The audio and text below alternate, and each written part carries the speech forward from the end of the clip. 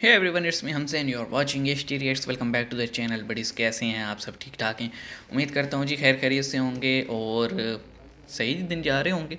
तो आज का वीडियो होने वाला है पाकिस्तान और चाइना के रिलेशंस पे, और उस पर हमारा क्या ओपिनियन है वो भी हम बात करेंगे।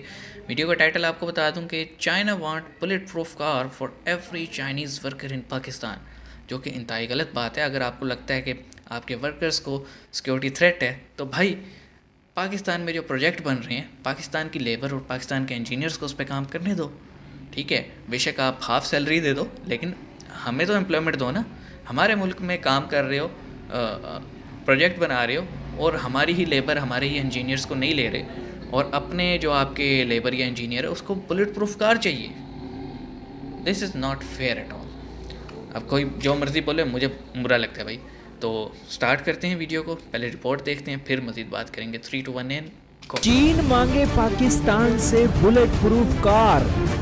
पिछली 24 घंटे में 17 मीटिंगें हुई चीन और पाकिस्तान के बीच में।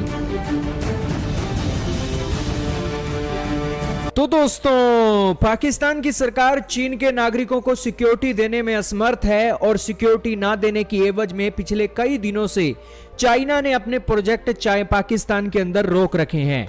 लेकिन दोस्तों, पिछले 24 घंटे के अंदर पाकिस्तान और चाइना के बीच 17 मीटिंगें हुई हैं, और उसके बाद अब ये बातें निकल रही हैं कि चाइना और पाकिस्तान के बीच में समझौते हो गए हैं, और दोनों देशों ने ये बैठकर ये बात फाइनल की है कि पाकिस्तान की सरकार अब हमारे हर एक नागरिक को ट्रांसपोर्टेशन के लिए बुलेट प्रूफ कार देगी, और चाइना का कोई लेबर का बंदा है या फिर कोई बड़ा अफसर है, वो बुलेट प्रूफ कार के अंदर ही सफर करेगा पाकिस्तान के अंदर, अगर उसने कोई काम जाना है।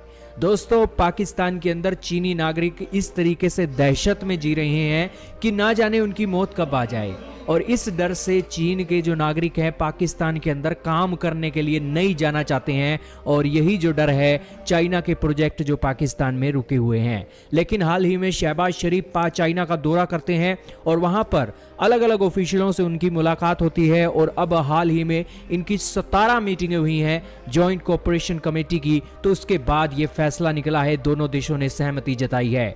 हालांकि चीन की सेना तो डिमांड कर रही थी कि वो अपनी आर्मी पाकिस्तान के अंदर भेजेगी और उनकी आर्मी इन प्रोजेक्टों की सेफ्टी और सिक्योरिटी करेगी। लेकिन पाकिस्तान की सेना ने चाइना को समझाया कि ये तो हमारी नाक कटने जैसा बात हो जाएगी। पड़ोसी देश भारत जो है वो हमारी पूरी दुनिया में फजीहत करेगा, और हमारे देश में जो एटम बम है वो तो दोस्तों नाम का हो गया है, और इस सिचुएशन में हम आपको अनुमति नहीं दे सकते हैं कि आप आइए और अपने ये प्रोजेक्टों की सिक्योरिटी के लिए पाकिस्तान के अंदर सेना तैनात कीजिए। तो इसके ऊपर चाइना ने कहा कि चलो कोई बात नहीं, तुम हमें एंट्री नहीं देते हो ना दो, लेकिन हम पाकिस्तान के अंदर ट्रेनिंग सेंटर इस्टेब्लिश करेंगे, जिससे आपके प्राइवेट सिक्योरिटी गार्ड और आपकी लॉ एनफोर्समेंट एजेंसियां जो हैं उनको हम मॉडर्न टेक्निक के वेपन देंगे, और इसी के साथ ही उनको ट्रेनिंग देंगे कि किस तरीके से अपने इलाके को सिक्योर करना है।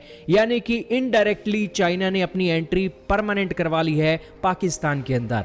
अब दोस्तों, वो ज्यादा बड़ी संख्या में तो चीन की सेना नहीं आएगी, लेकिन चीन की सेना इनडायरेक्टली तौर पर आएगी और पाकिस्तान की आर्मी, लॉ एनफोर्समेंट के जो ऑफिशियल हैं उनको ट्रेन करेगी, और प्राइवेट सिक्योरिटी गार्ड्स को ट्रेन करेगी किस तरीके से चीनी नागरिकों की सेफ्टी करनी है।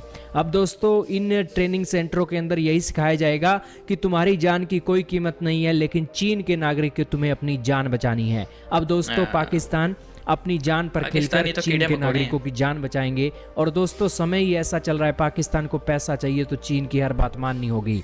दोस्तों, इस विजिट के अंदर शहबाज शरीफ की जो विजिट हुई है, इस विजिट के अंदर तकरीबन $14 बिलियन के लोन पैकेज लेने की जो डिमांड है रखी गई है। अब दोस्तों, चाइना अपने अलग अलग प्रोजेक्ट चला रहा है, और आने वाले समय में ये जो पार्टनरशिप है और भी बड़ी होने वाली है, जिसको लेकर ये एक कोऑपरेशन देखने को मिल रही है। दोस्तों, अब पाकिस्तान को यह देखना चाहिए कि चाइना के ये प्रोजेक्ट तो वो चला रहा है, बहुत अच्छी बात है, चलाना चाहिए, लेकिन चाइना के नागरिकों को बुलेट प्रूफ कारें वो कहां से उपलब्ध करवाएगा? आज दोस्तों, मंत्रियों की कारों को बुलेट प्रूफ करवाने के लिए अच्छा खासा खर्चा आ जाता है, और चीन की लेबर को इधर से उधर ट्रांसफर करने के लिए जो खर्चा आने वाला है, पाकिस्तान की जेब में ढीली हो जाने वाली है। खैर, मरता क्या ना करता पाकिस्तान के लिए, तो वो बात हो गई है। और अब चाइना के जो नागरिक हैं ठाठ से बुलेट प्रूफ कारों के अंदर सफ़र करने वाले हैं। लेकिन दोस्तों पाकिस्तान के जो आतंकवादी हैं वो भी छिले हुए बेर हैं, उन्हें अच्छी तरीके से पता है कि बुलेट प्रूफ कार को किस तरीके से उड़ाना है। क्योंकि पाकिस्तान के अंदर होता क्या है, पाकिस्तान को ऐसे ही नहीं टेररिज्म की फैक्ट्री बोला जाता है, पाकिस्तान के पास हर तरीके का जुगाड़ है। और जो अगर पाकिस्तान के आतंकवादियों ने ठान लिया कि हमला करना है तो पाकिस्तान की सरकार और फौज भी नहीं रोक सकती, क्योंकि ये पैदा किए हुए आतंकवादी इनके ही हैं। खैर, आप क्या कहना चाहोगे चाइना और पाकिस्तान के इस नई जोड़ी के ऊपर? कमेंट सेक्शन में बताइएगा। इस वीडियो में सिर्फ इतना ही था। बड़ी सीन ऐसे है कि अगर चाइना वाकई हमारा सज्जन है, हमारा दोस्त है, तो रादर देन के इस तरह की कंडीशंस हम पे इम्पोज करे, उनको ये चाहिए कि पाकिस्तानियों को बोले कि ठीक है फाइनेंस हम करेंगे, ये टाइम लिमिट है, इस टाइम लिमिट के अंदर पूरा करोगे तो ओके, अगर इससे ऊपर जाओगे तो फिर खुद पूरा करो पैसे कहीं से भी पकड़ के, लेकिन तुम अपनी लेबर लगाओ, अपने इंजीनियर्स दो, डिज़ाइंस हम तुम्हें देंगे, तुम्हारी फैसिलिटेशन हम करेंगे, तुम्हारे इंजीनियर्स हमारे साथ टच में रहेंगे वीडियो लिंक के थ्रू, या कोई एक नुमाइंदा आ जाएगा। नहीं जनाब, उनको ये सब नहीं करना, क्योंकि इस तरह करने से तो पाकिस्तानी लेबर भी जो है ना एम्पावर होगी और पाकिस्तानी इंजीनियर्स भी एम्पावर होगा, उसको पता लगेगा दुनिया में क्या चल रहे। तो नहीं जनाब, नहीं, ऐसा तो हम नहीं करेंगे। हम अपनी लेबर लेकर आएंगे पाकिस्तान में काम करने के लिए। अब पाकिस्तान का एनवायरनमेंट जो है ना वो बहुत ज़्यादा हॉट क्लाइमेट है, चाइना के साथ चाइना में जो एनवायरनमेंट है वो डिफरेंट है। यहाँ पे वही काम कर सकते हैं जो यहाँ के रहने वाले होंगे, तो लेकिन नहीं, उनको एक्स्ट्रा प्रोटोकॉल चाहिए, क्योंकि वो पैसा लगा रहे हैं ना भाई, तो जिसके पैसे उसकी मर्ज़ी। लेकिन मैं सीरियसली, मैं बड़ा ये न्यूज़, इस तरह की न्यूज़ देख के ना मेरा दिमाग ख़राब होता है, क्योंकि भाई यही वो पहले स्टेप्स होते हैं जिनके थ्रू आप किसी भी कंट्री में ना अपना इन्वेजन स्टार्ट करते हो। मैं बता रहा हूँ, मुझसे लिखवा लें कि जितना पैसा यहाँ पे चाइना डाल रहे हैं ना, उसका सिर्फ एक मकसद है कि एक टाइम पे हमारे पास रिटर्न करने के लिए कुछ नहीं होगा, तो फिर वो कहेंगे कि हम आपके एसेट्स जो हैं उन पे कब्ज़ा करेंगे, या तो हमें हमारा पैसा दो या तो हमें ज़मीन दो। और यही होना है। फिर मुझे नज़र आ रहा है कि जिस हिसाब से ये हमें पैसा दे रहे हैं और हमारे पास कैपेसिटी नहीं है, हम अपनी एक्सपोर्ट्स तो बढ़ा नहीं पा रहे, हम उन्हीं की मरहूने मिन्नत चल रही हैं। और मेरे ख्याल में जो पाकिस्तान के बाकी राइवल्स हैं और चाइना के भी राइवल्स हैं, उन्हें सोचना चाहिए कि यार, मैं इंडिया की बात कर रहा हूँ, कि इन केस अगर पाकिस्तान किसी टाइम में अगर चाइना की कॉलोनी, जैसे चाइना क्लेम करता है ताइवान पे, चाइना क्लेम करता है हांगकांग पे, सिंगापुर पे, तिब्बत पे, तो वही हशर अगर पाकिस्तान का हो गया तो बड़ी प्रॉब्लम हो जाएगी, बहुत ज़्यादा प्रॉब्लम हो जाएगी। मैं बता रहा हूँ आपको।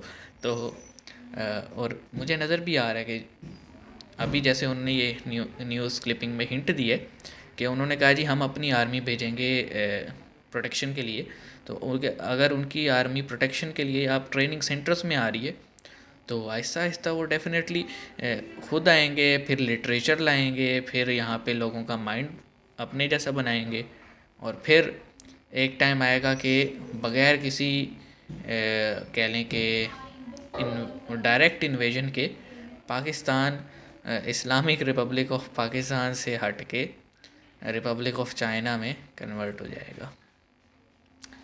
फीलिंग सैड ब्रो लेकिन क्या करें जी, हमारी जैसी सोच ये पता नहीं बाकी लोगों की है कि नहीं, लेकिन मुझे यही लग रहा है।